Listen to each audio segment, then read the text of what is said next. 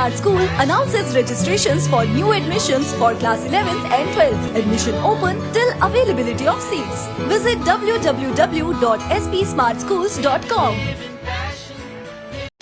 कश्मीर घाटी के श्रीनगर के साथ लगते खुनमो इलाके में सुरक्षा बलों और आतंकियों के बीच मुठभेड़ हुई। इलाके में 2 आतंकियों के छिपे होने की सूचना मिली थी। सुरक्षा बलों ने पहले आसपास के घरों में रहने वालों को सुरक्षित स्थान पर पहुंचाया।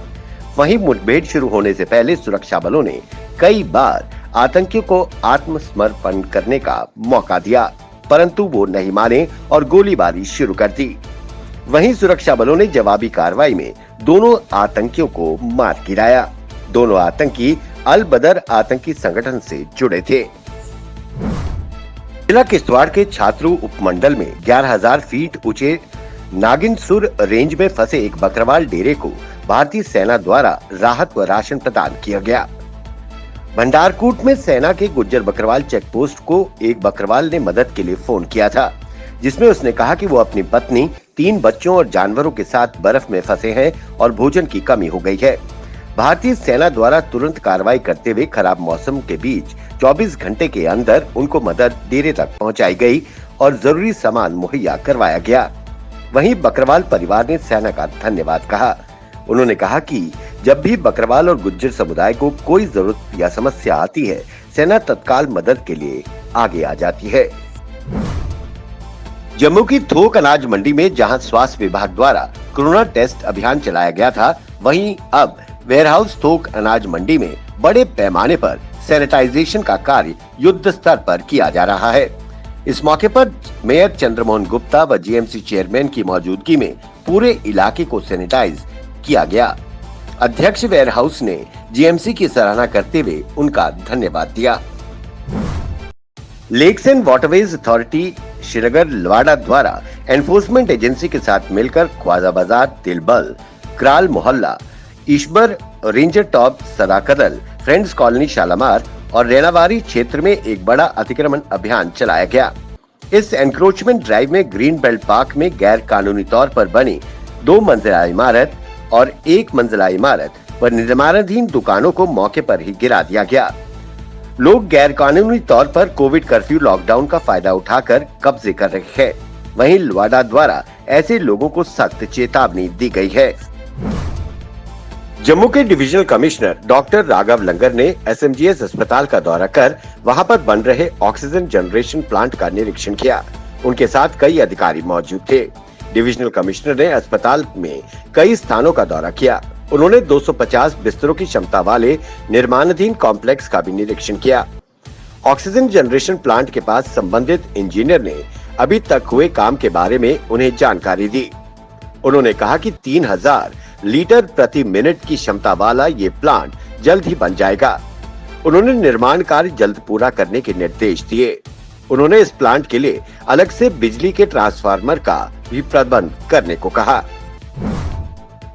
सोमवार 17 मई से सुबह 7 बजे से लेकर अगले सोमवार 24 मई सुबह 7 बजे तक लागू लॉकडाउन में जिला प्रशासन ने गैर जरूरी सामान की दुकानों को बुधवार व वीरवार को दोपहर 3 बजे से लेकर 5 बजे तक खोलने की अनुमति दी है। इस दौरान ये दुकानदार कोई बिक्री नहीं कर सकते और ये छूट केवल स्टॉक चेक करने के लिए दी गई है।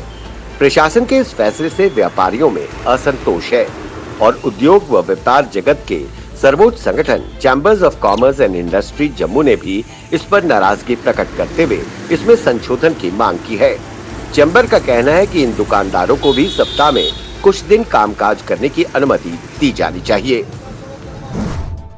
जम्मू जिले में 45 आयु वर्ग पार के लगभग सभी लोगों का टीकाकरण हो गया है। अब इस आयु वर्ग के चंद लोग ही ऐसे होंगे जिन्होंने कोरोना वैक्सीन का एक भी टीका नहीं लगवाया होगा।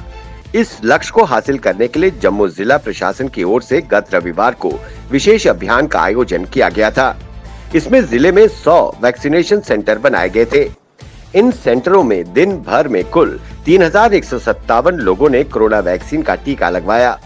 जम्मू जिले में गत शनिवार तक 45 पार के 98% लोग कम से कम एक टीका लगवा चुके हैं। जम्मू जिले में 45 साल व इससे अधिक आयु वर्ग के करीब 3,52,000 लोग हैं। जिला प्रशासन ने इन्हें प्राथमिकता के आधार पर टीका लगाने का लक्ष्य रखा था और गत रविवार को ये लक्ष्य लगभग हासिल कर लिया गया। श्रीनगर में अभी भी 5 आतंकी सक्रिय हैं, परंतु इनमें कोई विदेशी आतंकी नहीं है। ये सभी स्थानीय हैं और पुलिस के रडार पर हैं। उन्हें ढूंढा जा रहा है। यही नहीं, जिले में ओवरग्राउंड वर्कर का एक विशाल नेटवर्क है। हालांकि कईयों को गिरफ्तार किया गया है। जो C श्रेणी के ओवरग्राउंड वर्कर थे, उनकी काउंसलिंग की जा रही है। जल्द ही उन्हें उनके परिजनों को सौंप दिया जाएगा। ये जानकारी IGP कश्मीर विजय कुमार ने दी। श्रीनगर के खुनमो इलाके में अलबदर के 2 आतंकियों के मारे जाने के बाद पत्रकारों को मुठभेड़ की जानकारी देते हुए IGP ने कहा कि श्रीनगर में 6 सक्रिय आतंकवादी थे। एक आतंकी को हाल ही में कोकरनाग मुठभेड़ में मार गिराया था।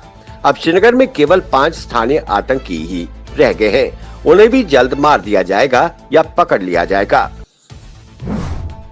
पूरे जम्मू कश्मीर में इन दिनों कोरोना कर्फ्यू लॉकडाउन लगा हुआ है। सरकार के साथ साथ पुलिस भी रोज लोगों को घरों के अंदर रहने की अपील कर रही है, ताकि इस कोरोना की चेन को तोड़ा जा सके। ऐसे में अब कलाकार भी सामने आए हैं, जो सड़कों पर चित्र बनाकर लोगों को इस खतरनाक महामारी के बारे में जागरूक कर रहे हैं। इन कलाकारों का एक ही मकसद है कि लोग घरों में रहें, सुरक्षित रहें। बाहर निकलेंगे तो कोरोना आपको गले लगाएगा। इन कलाकारों का ये कदम वाकई सराहनीय कदम है। देश में बढ़ते कोरोना वायरस के मामलों ने लोगों में अनिश्चितता, चिंता और डिप्रेशन ला दिया है। वहीं दूसरी तरफ फ्रंटलाइन कोरियर वॉरियर्स दिन रात इस खतरनाक बीमारी से लोगों की रक्षा कर रहे हैं। इसी क्रम में Indian system of medicine Ayush Shopian में मीडिया, फर्टिलिटी और सोशल एक्टिविस्ट के बीच इम्यूनिटी बूस्टर व अन्य दवाइयां वितरित की।